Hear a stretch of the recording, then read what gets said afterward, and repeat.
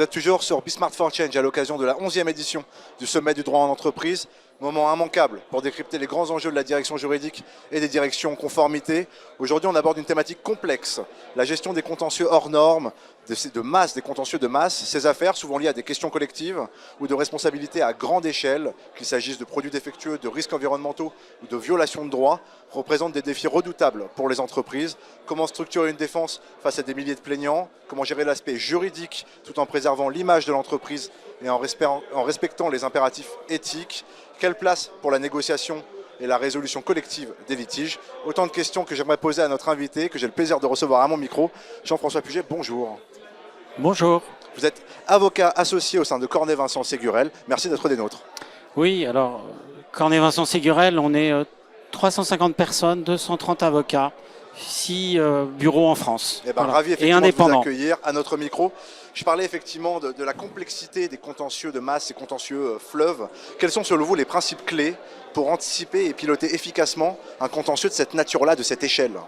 Pour l'anticiper, c'est en fait un contentieux de masse, c'est une petite entreprise qu'il faut monter, une joint venture en fait entre l'entreprise, la direction juridique de l'entreprise, les parties prenantes et notamment les avocats.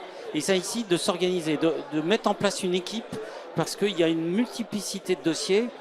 Par exemple, on gère un dossier avec 600 contentieux actuellement. Ouais. Donc ça pose un problème opérationnel, de classement, d'informatique, de reporting, de suivi, de pilotage de la stratégie, de suivi et de management des équipes qui peuvent s'essouffler sur la durée, aussi bien chez le client que chez les avocats. Voilà, c'est la particularité des dossiers. En fait, il y a deux types de contentieux de masse. Il y a les actions de groupe.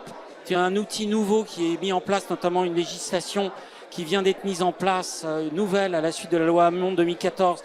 Et là, il y a une loi qui a été passée en juin, mise en vigueur en juin 2025, qui permet en fait, très sommairement, sur un seul jugement, de traiter une multiplicité de contentieux, des centaines de contentieux, très peu utilisés, parce qu'il y a des conditions très strictes. Et les conditions ont été assouplies par la loi et peut-être que ça va être utilisé. Ça a été utilisé uniquement dans 30 dossiers depuis 20 ans. Quelles sont les conditions qui ont été assouplies justement? Eh bien, les parties qui peuvent agir pour le compte des tiers. En France, on dit nul ne plaide par procureur, on ne peut pas plaider pour les tiers. Là, la loi, c'est l'exception, permet effectivement de faire une procédure et qui bénéficie à toutes sortes de parties, même qui ne se sont pas manifestées au début du dossier. Donc un seul jugement, un seul arrêt et toutes les parties qui peuvent initier de cet arrêt. Simplement, il faut que ces procédures soient initiées par des personnes qui le peuvent.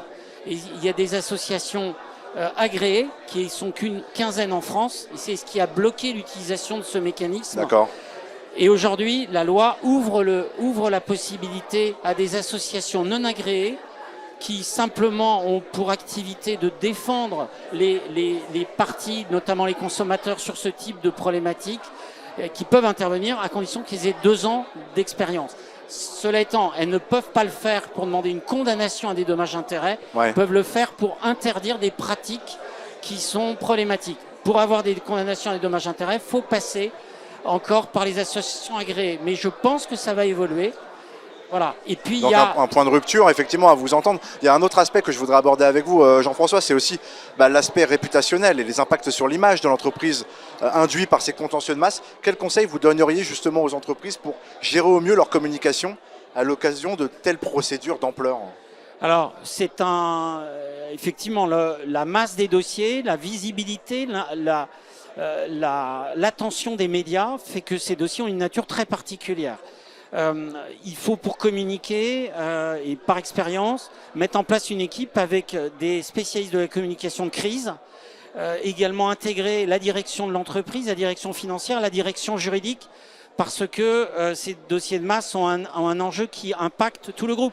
Quand vous avez des risques de 200, 300, 500 millions d'euros ou plusieurs milliards d'euros, c'est pas que les juristes qui gèrent le dossier, il y a la direction financière. Et il faut avoir une communication qui tient compte de l'ensemble des paramètres, notamment l'impact sur le cours de bourse, l'impact sur les comptes, sur les provisions, etc. Donc c'est un travail d'équipe et ça ne peut être fait, cette communication, que de manière mesurée. Honnêtement, moins on communique, mieux on se porte. Il faut communiquer à bon escient.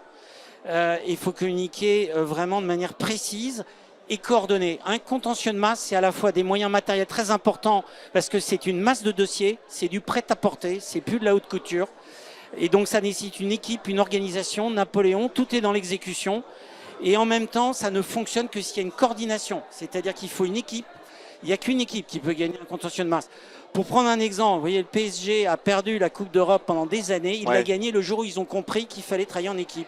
Bah, c'est un peu pareil, le contentieux de masse. Et ça sera le mot de la fin. Merci beaucoup, Jean-François. Effectivement, quel conseil. Et on salue les supporters du Paris Saint-Germain. Merci beaucoup, Jean-François, pour votre intervention. Vous restez avec nous au cours de cette 11e édition du Sommet du droit en entreprise. Vous êtes sur Be Smart for Change.